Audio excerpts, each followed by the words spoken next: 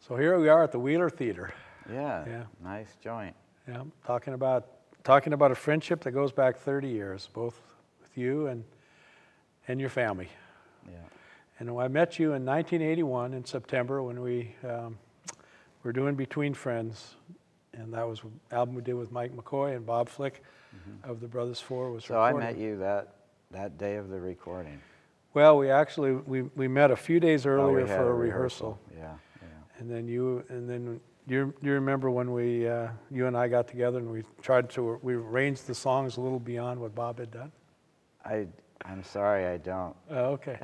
I'm just checking. Was that at your place on East Lake? I remember looking for a piano, and then I think you had one at you knew of one at Green Lake, and so we kind of. Well, I'm glad one of us has a memory. Yeah. So how much are we going to edit out? That and so I remember that you brought your parents to the recording studio, and because we played in front of a live audience. Yeah. And that really began what was also a lifetime friendship, not only with you, but with your parents and with your sister. And quite a significant addition to my life and to my career.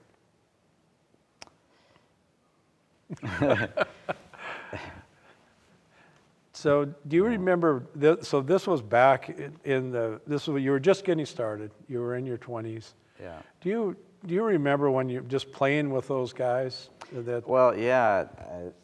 We were friends. We had become friends because we'd played so many sessions together. We were doing record sessions and commercials and whatnot. But the thing I remember about your session was I was mainly concerned with not making any mistakes because it was a live recording, which is kind of nerve-wracking, and also really fun. So I remember having a good time, but also remembering, I don't want to screw up this solo, or, so.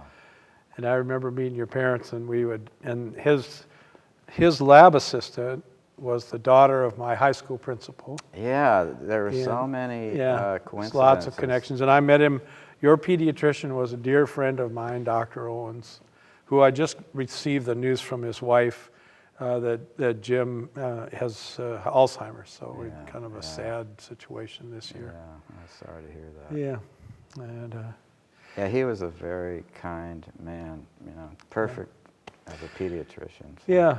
Well, and speaking of that, I guess that I would talk about it the more recent days before we go back and remember those days. And because the last time that I saw you was a few months ago, and your dad was dying, and I remember that your dad loved Fiddler on the Roof. Yeah. And you brought over the Fiddler on the Roof book, and we played some of his favorite pieces. Yeah.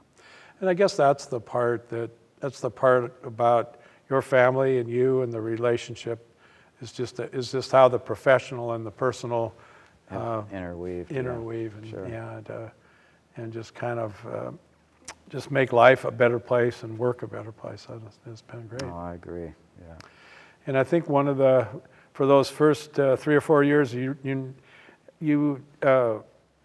would promote that album, and we would and it was definitely a lost leader. We were trying to convince people about the music, so we would bring the band with us.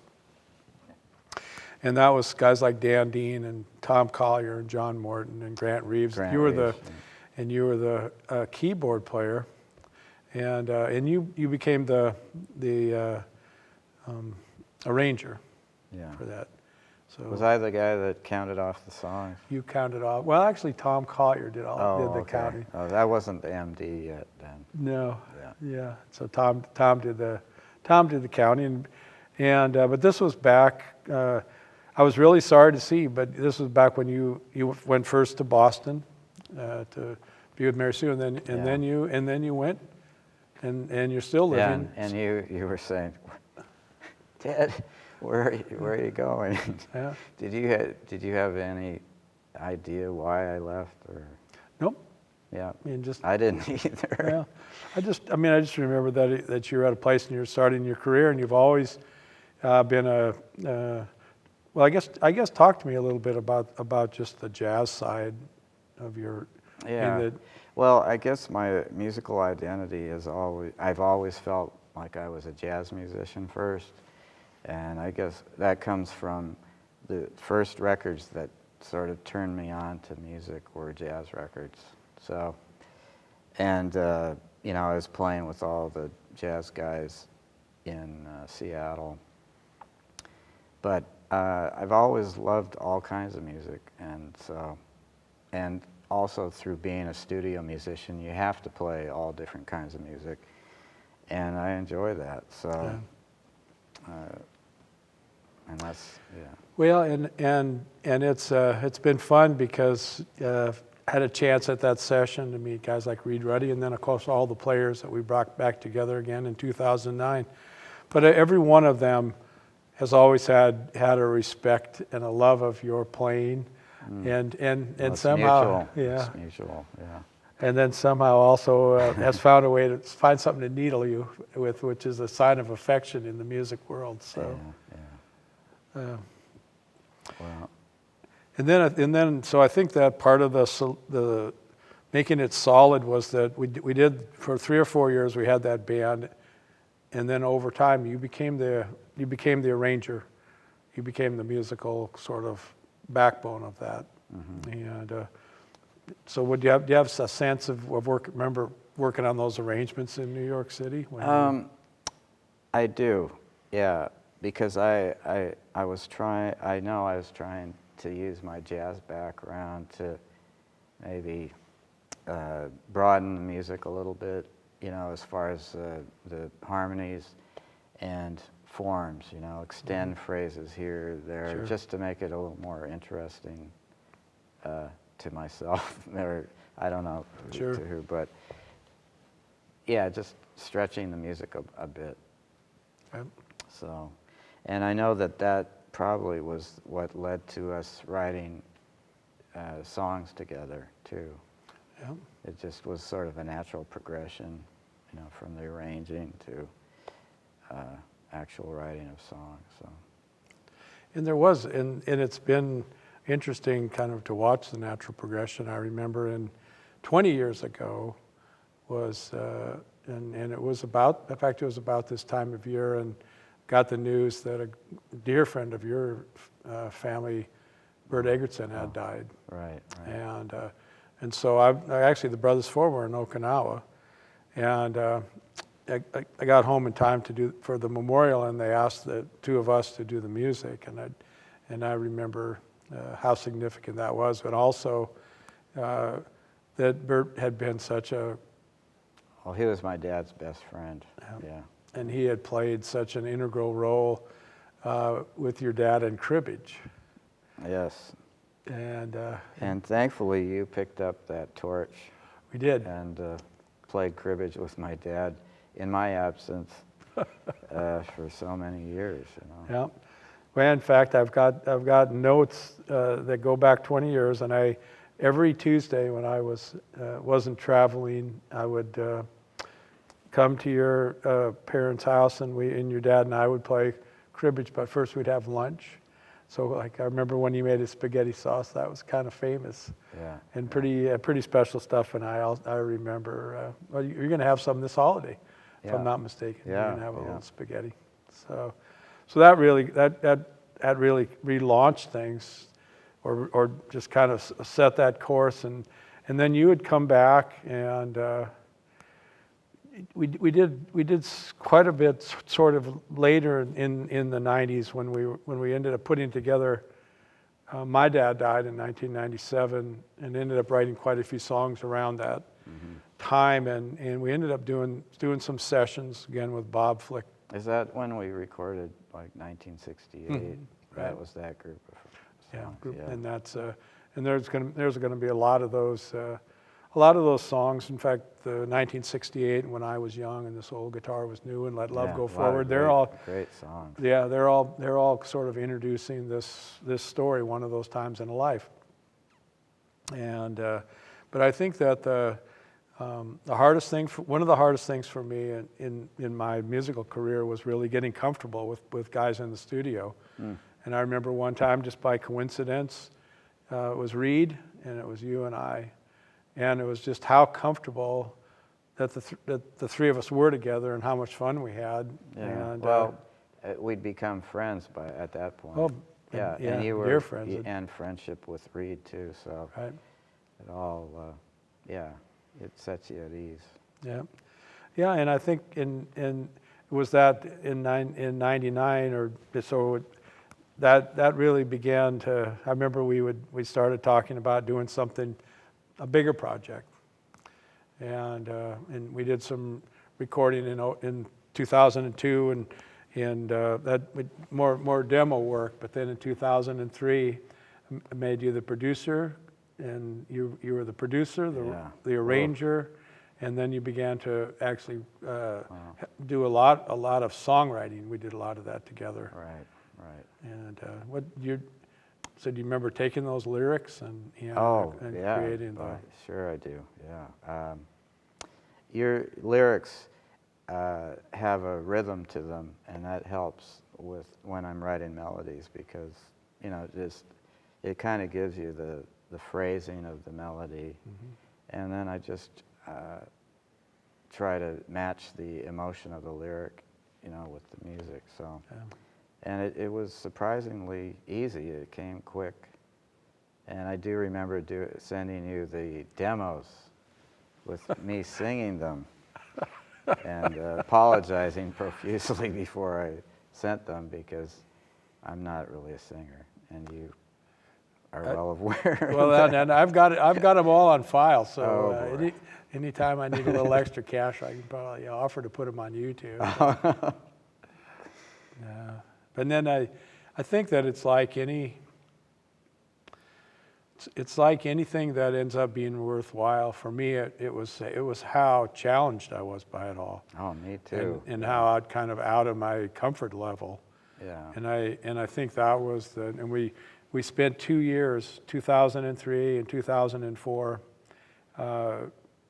creating that music from what became the Missing Piece album. Right. Yeah, I love that album too. So, listening back, it really brings back a lot of good memories. So. Yeah. I remember my wife and I were traveling across country with our dog, Right. en route to Seattle from New Jersey, and we were at my uncle and aunt's house in Las Cruces, New Mexico, and they had a piano. And that's where I composed The Road That Leads Us Home. The Road That Leads Us Home. Yeah. One of my favorite songs of ours. So. Yeah.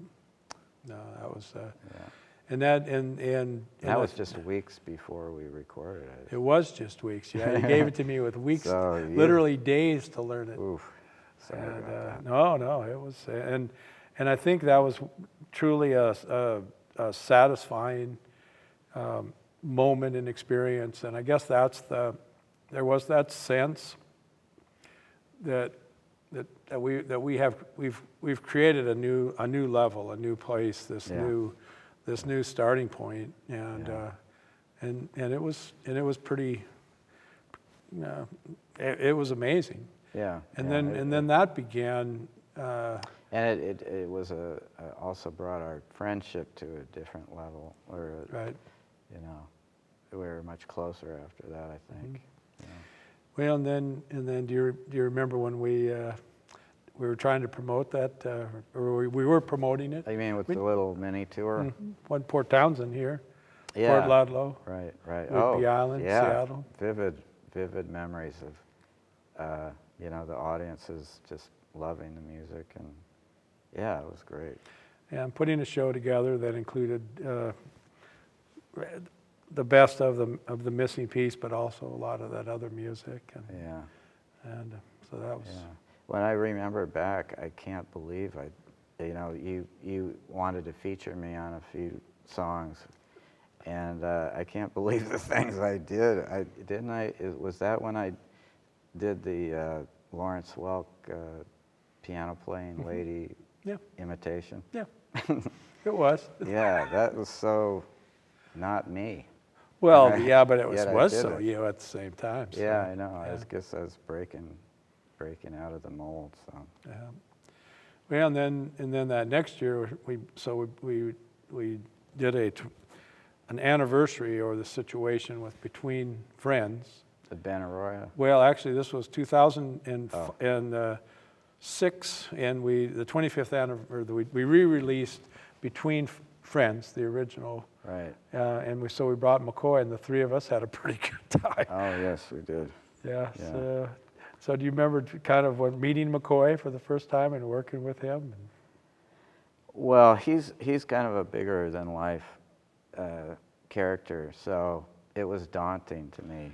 Daunting. Daunting. Yeah. Okay. Just to relate to him, but Yeah. he's just a wonderful person, and you know, I got over my nerves pretty fast, Yeah. and just making music with the two of you, you know, Yeah. it just brings you together, you know. So Yeah. Pretty special stuff, and now we're up into 2007 now, and that was and it turns out we nearly share a birthday. So I'm the 20th of March, and you're the 21st. Oh, yeah. So every 4 years, you have the first day of spring, and the other three, it's May. But well, that's okay. okay, yeah. I just want to make this really clear because sometimes there's this kind of argument. That's on film, yeah. But we also in 2007, so it would have been my 60th birthday. We did what turned out to be a career retrospective, and you bringing you in as the music director, and then also to have a chance to kind of look back on what was over 25 years of working together, and then also these birthdays, which were kind of fun. We celebrated, so we celebrated those, and in the Symphony Hall, the smaller theater at Benaroya in Seattle, and that was a pretty special time. And we brought back some of the same players. Do you remember bringing Dan Dean Dan back? Dean Yep. and John Morton. Yeah. Hadn't played with those guys in It had been 25 years. Yeah, a long time. Yep.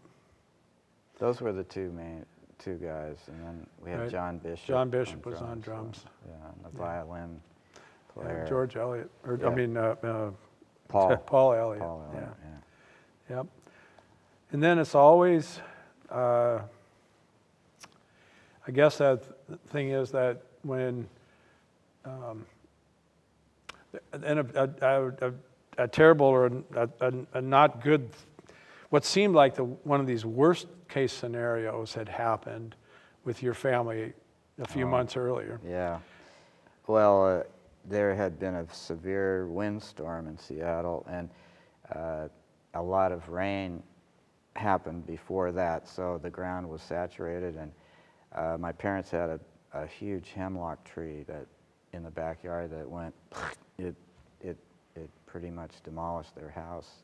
Luckily, they weren't hurt, and my sister was there to kind of sort things out right when it happened. Right so, when it happened. Yeah. Right.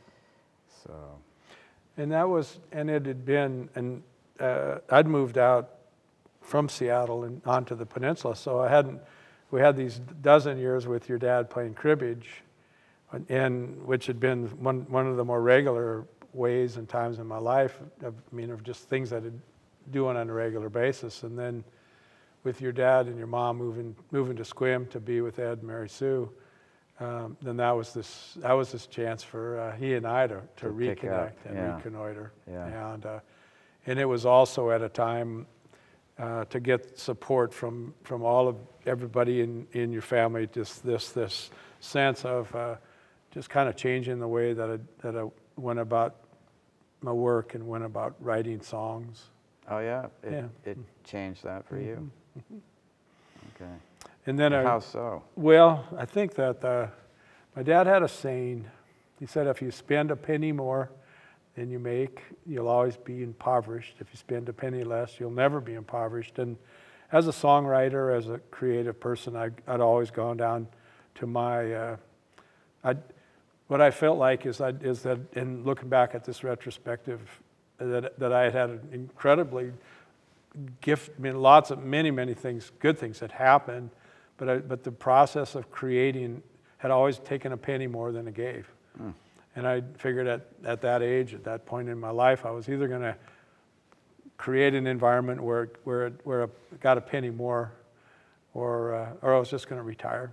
And I didn't know you were going through that. Well, it just wasn't worth it to kind of be in debt from the process. And so I really mean literally. Well, yeah, well that too. Yeah, and so it really was, sort of in the context of all that, of with your family and this. I mean, and just looking back from that Benaroya, it was really kind of retooling from a emotional and spiritual standpoint, if nothing else, and that led to what I consider our finest collaborations. And so which we wrote 50 songs together. Unbelievable. Yeah. Yeah. And so so we would kind of, just started sending you lyrics. Yeah. And I'd, ship back the melodies to you, and you'd say, if you liked it or not, and then we'd,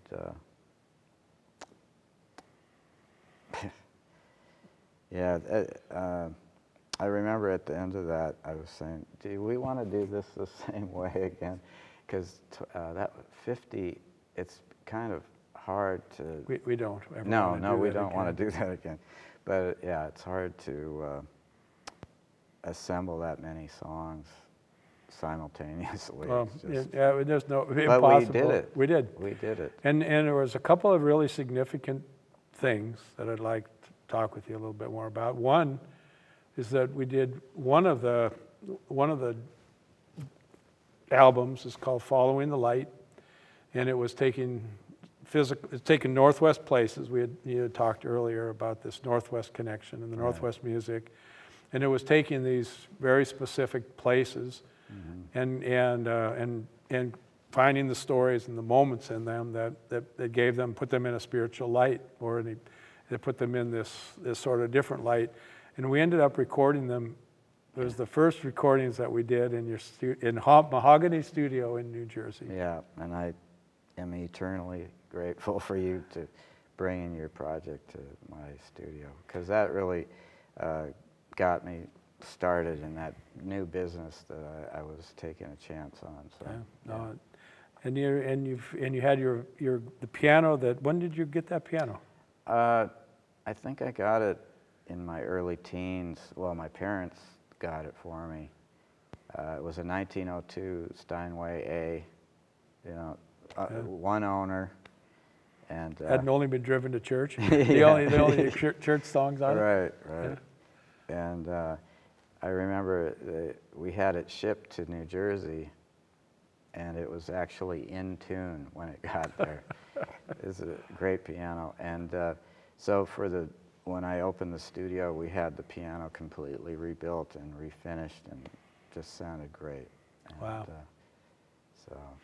So that kind of, I think one of the things I've always appreciated about you and watched with a certain amount of awe is just how curious you are, and so you put on an engineer's hat, meaning a studio engineer, a producer's hat, to try to do that while you're playing, at the same time to do the arranging as you're doing. I was being crushed by all those hats at that time. Yeah, but you have to start somewhere. Right. And we worked it out. I think I gave up the engineering hat, and that lightened the load, and we hired a friend of mine to engineer. Well, he actually only just did that first day. Just got me over that hump. He took us into the woods. We found our way. Yeah.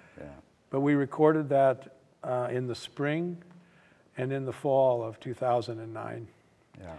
And then on Labor Day weekend in 2009, we put together that same band where we had met in 1981, So the same group of players, same producer, Yeah. same engineer, and it's the same building. It's a little different studio, and it wasn't no longer K. Smith, but it's Studio X. Yeah.